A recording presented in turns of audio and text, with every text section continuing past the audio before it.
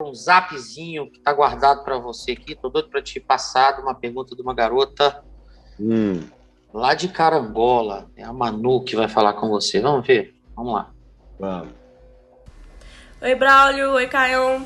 Então, eu sou a Manu aqui de Carangola, eu tenho 16 anos e eu tenho uma pergunta para fazer. Em Levítico, a passagem que Nadab e Abiú apresentam um fogo estranho e Deus joga uma maldição sobre eles.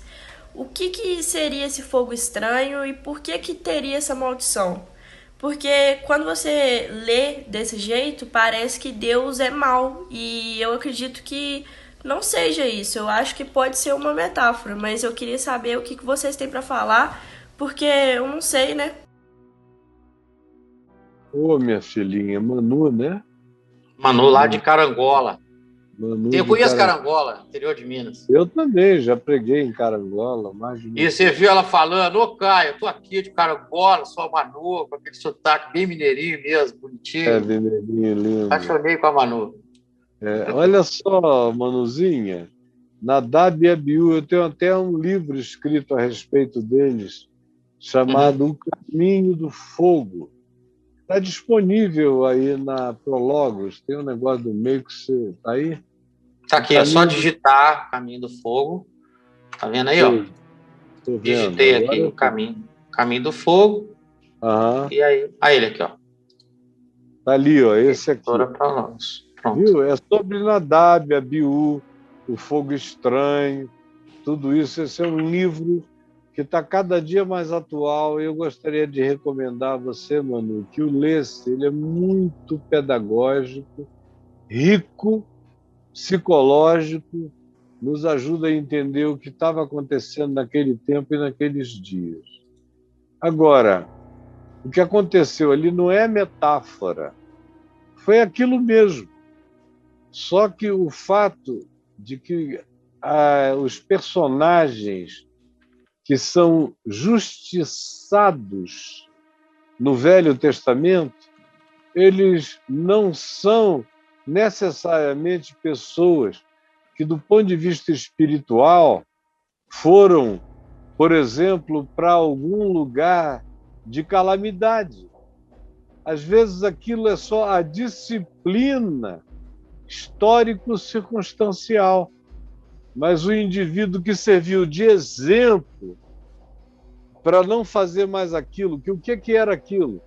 Era uma tentativa de deixar de lado a atitude de santificação, de seriedade, de busca de Deus em espírito e em verdade, seguindo o caminho da contrição, do arrependimento, da avaliação da própria consciência e escolhendo um caminho de pirotecnia, de fogo pirotécnico, de fogo inventado, de ritual desses que não tem nada a ver com contrição, é choro sem lágrimas,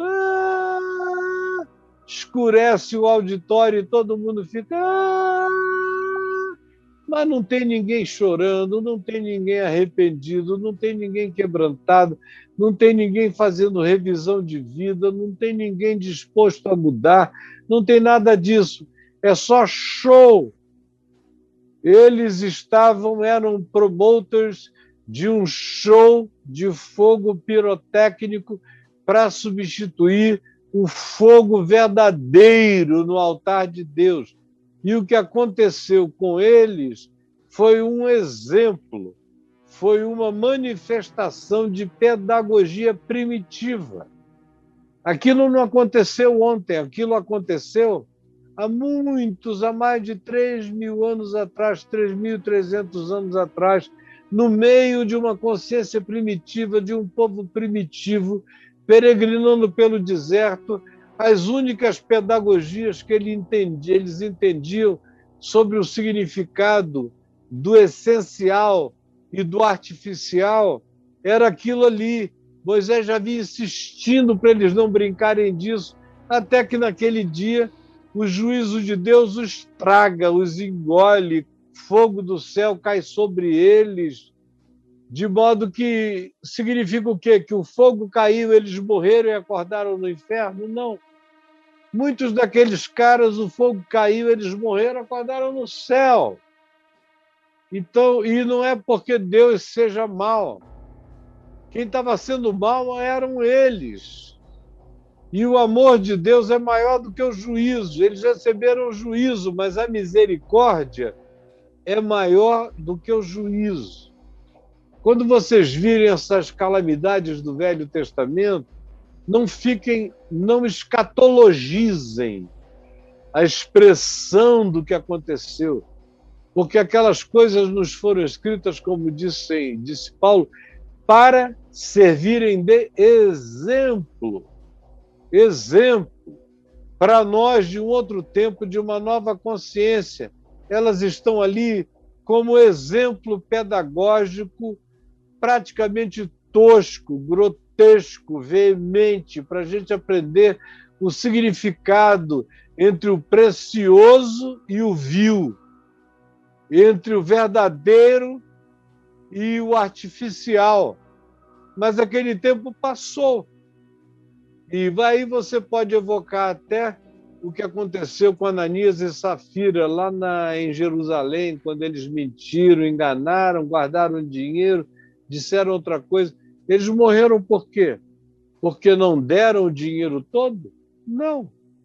Se eles quisessem, eles não precisavam dar nada. Não era problema, não estavam pecando. O pecado foi a mentira de pegar e botar isso aqui, e aí terem escondido 2 disso e virem para a congregação e dizerem: ô, irmãos, acabamos de vender uma propriedade e demos tudo para o Senhor. Aí foi quando, primeiro chegou a mulher de Ananias, Safira, e falou a mesma coisa, e Pedro disse: não mintas, você não precisa mentir, tudo é de vocês. Mas ela insistiu na mentira e caiu morta. O pânico dela diante da certeza de que Deus era vivo, e eles tinham acabado de serem batizados com fogo no Pentecostes, tinham acabado de ver Jesus ressuscitar, era tudo fresco, recente, vivo. O coração dela começou a palpitar numa velocidade tão extrema que ela teve uma crise cardíaca e acabou infartando e morrendo. Aí veio o marido, o corpo foi tirado dali, ele não sabia de nada, contou a mesma lorota e insistiu, foi advertido com as mesmas palavras: não precisa, mas ele insistiu que era. Aí, quando ele ouviu Pedro dizer: olha, a tua mulher veio, mentiu, e caiu morta aqui. Foram esses rapazes aqui que a carregaram. E você agora, infelizmente, vai experimentar a mesma coisa. Aí o coração dele se encheu de um pânico tão horroroso que houve uma parada cardíaca, ele morreu, foi sepultado. Mas eles foram disciplinados pelo medo deles, pelo pânico deles, não foi Deus. Foram eles que se autodisciplinaram pelo medo, pelo pânico, pela mentira, pelo que fizeram. Às vezes a gente fica atribuindo a Deus algumas coisas que acontecem total e exclusivamente em razão daquilo que a gente cria, dos fogos artificiais e mentirosos que a gente produz pela pirotecnia das mentiras que a gente inventa. Mas é isso, minha filha, Manu. Leia, procure aqui, leia O Caminho do Fogo, você vai sair tão edificado. Esse é um livro lindo, que vai entrar agora, inclusive, em e-book, e vai ser relançado fortemente, porque eu quero que todo mundo leia. Ele tem uma mensagem psicológica que está mais atual do que jamais.